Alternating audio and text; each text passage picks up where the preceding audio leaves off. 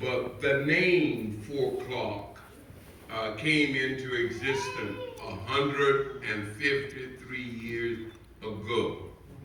Now, when you want to come up with the age of Fort Clarke, your age is unknown. I want you to hear me.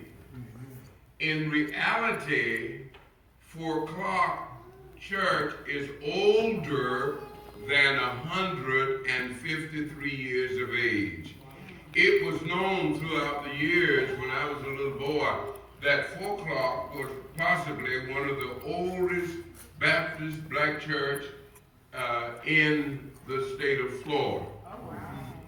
And why we say that?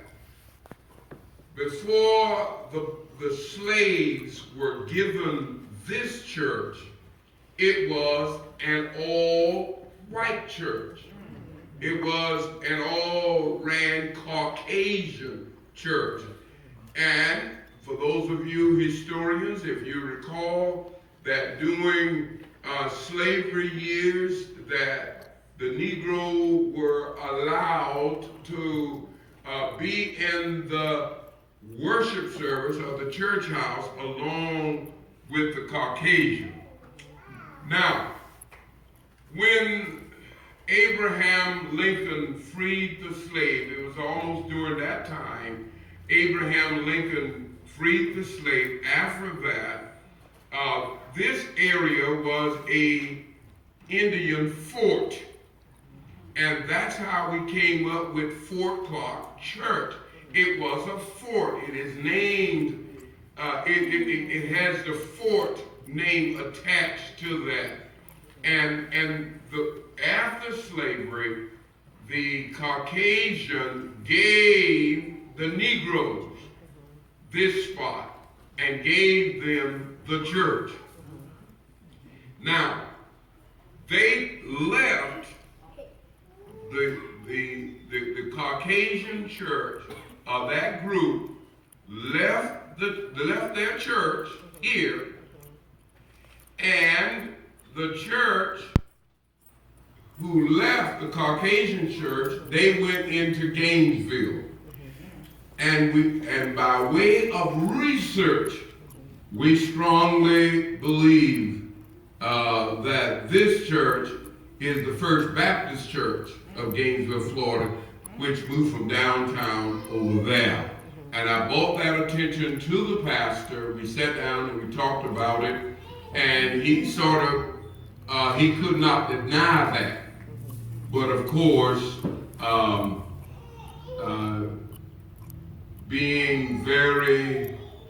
churches being very segregated, even today in the 21st century, that concept was not accepted. But without a shadow of a doubt, First Baptist Church of Gainesville is our sister church.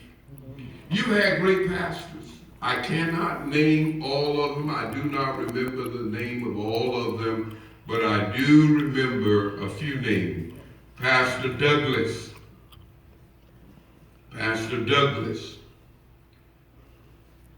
P.P. Pointer. Now, what was unique about P.P. Pointer during the period of segregation? P.P. Pointer was a great preacher. He was our T.D. Jakes or Noel Jones during those eras. And now this is before I was born. He was a great preacher.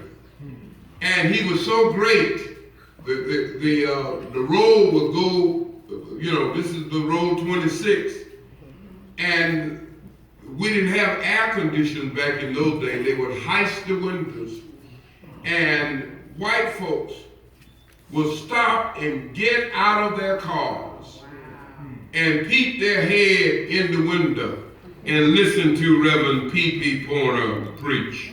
The next person who is well known, and many of his descendants have been here, and I saw one of his descendants walked in this door, and many of them are buried right out there, and that is the Reverend Squire Long. Reverend Squire Long was very popular. He was a very, very popular, very progressive preacher.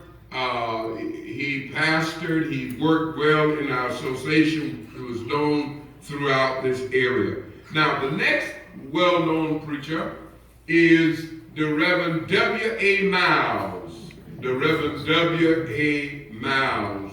You do not want to forget W.A. Miles. W.A. Miles stayed here at that time. He was one of the most popular preachers that ever came through our area. He came from Shamrock. And Reverend Miles dressed, he was an eloquent dresser. He dressed different than the other preachers. He wore fancy shoes, fancy clothes, fancy hat, and drove fancy cars. Yeah. And he was so popular. He pastored 5 churches at one time. Wow. And back in those days, you pastored 3, 4, and 5. That was nothing. He was so popular. He was so in demand. He pastored Hopewell. He pastored Rock Hill. He pastored Newberry, Mount Zura. He pastored Fort Clarke. And he pastored Mount Moriah. He was a strong St. Joseph. He pastored those churches. And many of those churches, he would only come in the afternoon during the 3 o'clock. He was very popular preacher. He was a builder, a church builder. Now, the thing you want to put a pin about him is that he ushered in the full gospel ministry in the state of Florida. Not Paul Martin. He was the first one that ushered in the full gospel ministry, full gospel. He went over to a Pentecostal church, El Bannister, received the baptism of the Holy Ghost, spoke in tongues, went out under the anointing, just passed out under the anointing, and when the association heard about that, they called him into captivity and question, because that was against the missionary Baptist doctrine and went against the association. And so what they did was, he refused to bow down, and what happened, they got together, they formed together, they were meeting in Williston at the Baptist church there in Williston, and the association was in session, and I remember it very well. Reverend W. Miles was the assistant. He was vice moderator. They kicked him out of being vice moderator. They refused to accept our enrollment and they kicked him out of his position. All right.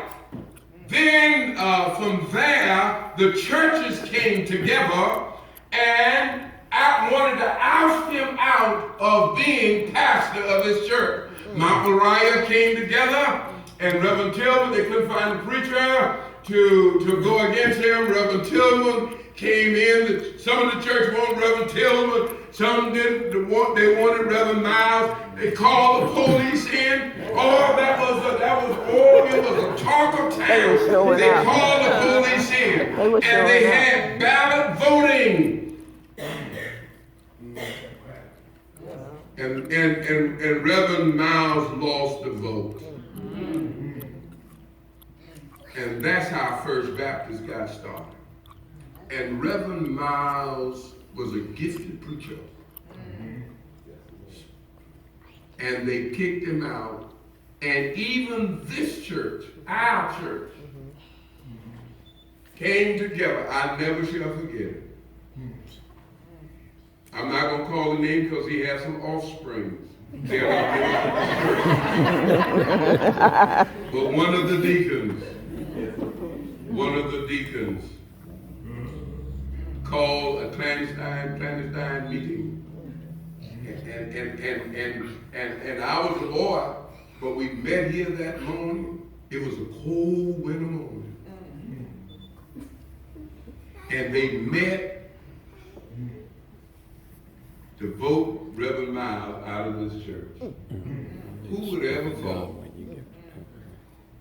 that they would vote against Reverend Miles as pastor of Fort Lauderdale Church? Because he made it big. He made it. But you know what? When church people get mad with you, they don't care. And because this deacon was so influential, the members came together to vote Reverend Miles out of the church. Wow. But the preacher always got a snitch. Always. That's right. Always. I'm not going to call her name, but I know her very well. She sings in the choir. She's called Reverend Miles. Reverend Miles passed by there with that green 54 Mercury. Came out with that overcoat. It was cold that day. And Reverend Miles kept his hand in his pocket, and the Negro said he had a good one.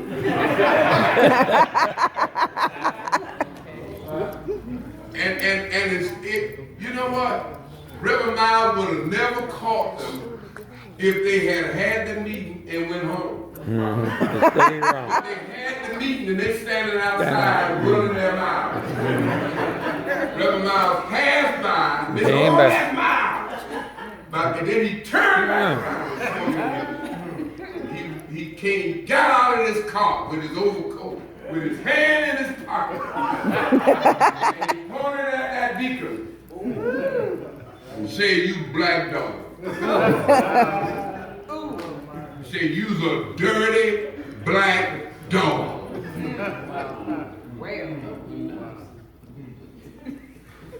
And I will call this nigga Mr. Will Charles. He was a deacon, and he had his walking cane, and he and Mother Rose Child, they would come to church in a horse and wagon. And he was old, and he had his stick on the head. You better stop. Reverend Miles died with a broken heart. Then you had, I'm rushing because when I get to talking, I promise you my sermon won't be long because I want to give you the history. Then Reverend Cromwell came. Reverend Cromwell was well-known, great preacher, great singer. Then Mayberry came, and I came. And if you made history again, I was the youngest pastor in the state of Florida. Not only was I the youngest pastor in the state of Florida, I was just a boy when I got called here. I didn't know the difference. If you'd asked, boy, I could, ooh, Jesus. But I didn't know the day I gave my trial sermon, this place was chocolate block. I didn't know Jude from Revelation. But boy, I could poop. I was the youngest pastor that ever was called to this church. Not only that, but I was the youngest official. I was called as secretary of the Jerusalem Baptist Association because many of the guys, the old preachers, they didn't have education. And the one guy, the preacher that did have education was the secretary, and he was going blind. And so they elected me to be the secretary of the Jerusalem Baptist Association. And the preacher who was blind and could not do the writing. And I'm not going to give you all my suffering that I went through. But when you're a gifted preacher, you suffer. And that night in the association was filled. And that night in the association, I was elected. He had to turn the secretary book over to me. The house was packed. He took the book and threw it at me, and the book landed on the table.